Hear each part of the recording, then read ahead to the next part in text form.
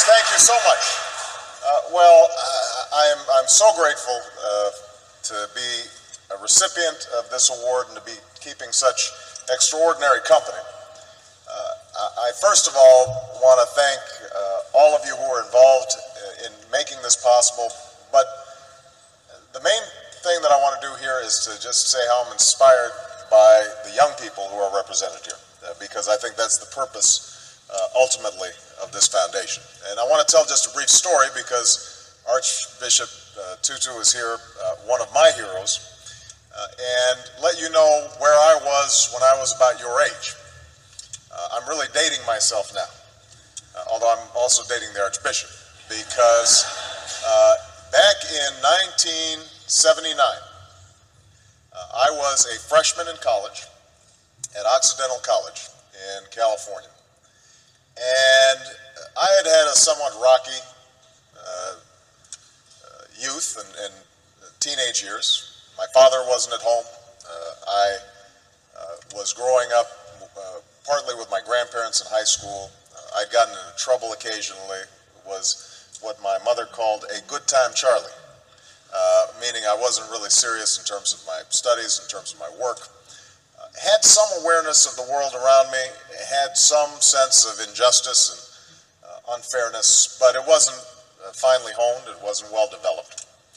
And I remember in 1979 arriving as a freshman and doing what freshmen do, trying to figure out what courses are and trying to change your study habits and trying to identify that food in the cafeteria, what it is. And we were visited on campus by a couple of gentlemen from South Africa who were representatives of the ANC in 1979, 1980. And they spoke about their efforts to overcome apartheid. And for about an hour, myself and a group of students listened to these young men who were not much older than we were describe the extraordinary struggles they were going through, the sacrifices that were being made, people who were enduring jail and torture and beatings because they had a sense that somehow, some way, justice would prevail. And that brief meeting, I think, in some ways changed my life, because what it told me, first of all, was that ordinary people can do extraordinary things when they're given an opportunity. We sometimes think that our leaders have fancy degrees or well-educated or some public office somewhere. These young men had none of those things.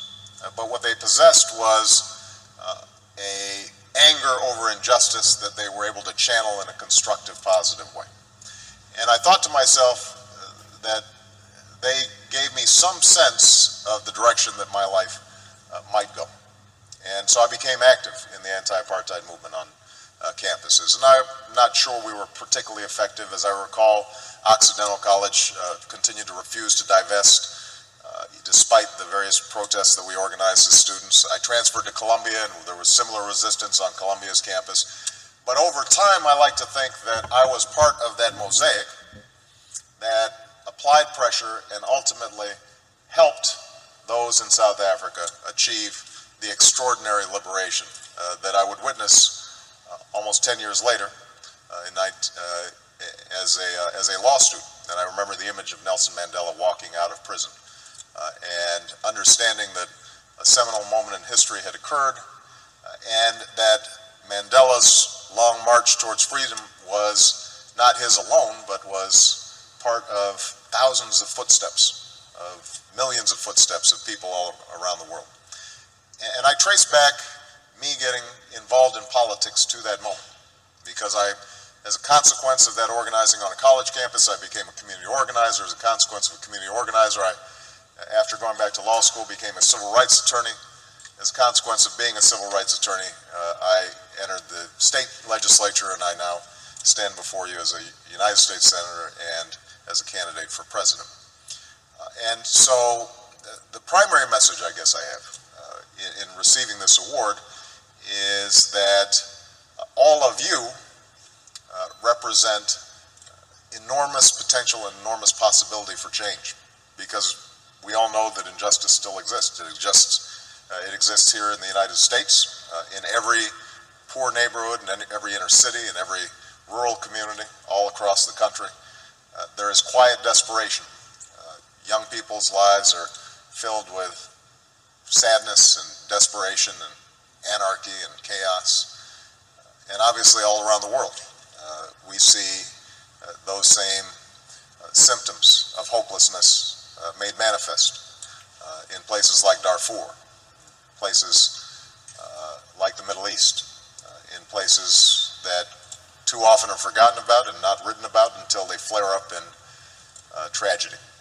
So I hope that all of you who are on the brink of doing extraordinary things decide to channel that talent and that energy and that imagination to figuring out how do you move the process along for a better history. How do you put your shoulder against the wheel and move that boulder up the hill? And I'm absolutely confident that if all of you take up that challenge, the world is waiting for you, ready to be changed. Because I think we live in this moment in history right now where the hunger for change, the hunger for something new, the desire to break out of the ordinary, the self-interested, the petty, the trivial, is everywhere. And they're waiting for you.